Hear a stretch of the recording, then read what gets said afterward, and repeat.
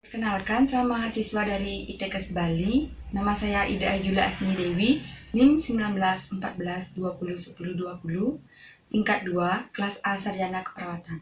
Di sini saya akan menjelaskan sedikit tentang therapeutic relationship.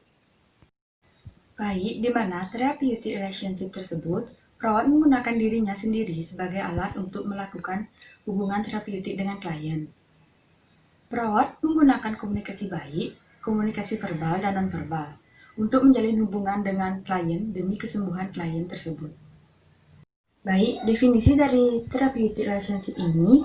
Therapeutic relationship ini dilakukan oleh dua orang, perawat dengan klien, dengan tujuan terapi, kesembuhan, pertumbuhan emosional, dan psikologis. Hubungan terapeutik antara perawat dengan klien adalah hubungan kerjasama yang ditandai dengan tukar-menukar perilaku, perasaan, pikiran, dan pengalaman dalam membina hubungan intim yang terapeutik menurut Stuart Studing 1987. Di mana therapeutic relationship ini perlu memahami adanya hubungan antara perawat dengan klien. Hubungan ini merupakan fondasi antara perawat dengan klien. Hubungan ini bersifat mutual. Kedua pelaku hubungan ini harus saling mengenal keunikan dari masing-masing pribadi dan keunikan statusnya sebagai manusia. Perawat harus benar-benar memahami apa perannya dalam hubungan antara perawat dengan klien tersebut. Selanjutnya, saya akan menjelaskan tujuan dari therapeutic relationship ini. Yang pertama, kesadaran diri, penerimaan diri, dan meningkatkan kehormatan diri. Selanjutnya ada identitas pribadi yang jelas, kemampuan untuk membentuk keintiman, ketergantungan, hubungan interpersonal. Selanjutnya yang terakhir ada mendorong fungsi dan meningkatkan kemampuan terhadap kebutuhan yang memuaskan. Selanjutnya, kondisi penting untuk mengembangkan hubungan terapeutik ini. Yang pertama ada rapport atau hubungan. Merupakan kesan pertama yang muncul setelah kontak pertama dilakukan antara perawat dengan klien. Selanjutnya, rapport dapat muncul karena ada perasaan diterima, kehangatan, persahabatan, kesukaan yang sama, dan tingkah laku yang tidak memberi penilaian yang negatif.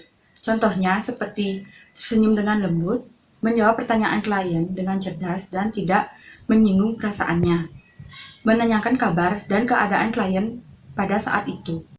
Selanjutnya ada trust atau kepercayaan, di mana merupakan fondasi dari hubungan terapeutik yang baik. Kepercayaan harus diperoleh oleh perawat dari klien. Oleh karena itu, perawat harus mampu BHSP dengan klien. Untuk mendapatkan kepercayaan dari klien, perawat harus menunjukkan sikap caring kepada klien.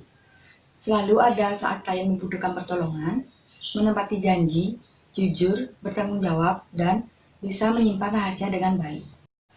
Selanjutnya, genuineness adalah sikap apa adanya dari seorang perawat, sikap di mana perkataan sejalan dengan perbuatan atau perilaku. Sikap tidak berpura-pura di depan klien, di mana maksud dari kata tersebut adalah sikap apa adanya, yaitu salah satu sikap yang mampu mengantarkan perawat untuk mendapatkan kepercayaan dari seorang klien tersebut. Selanjutnya, empati, di mana kemampuan yang dimiliki oleh individu untuk bisa merasakan apa yang dirasakan orang lain.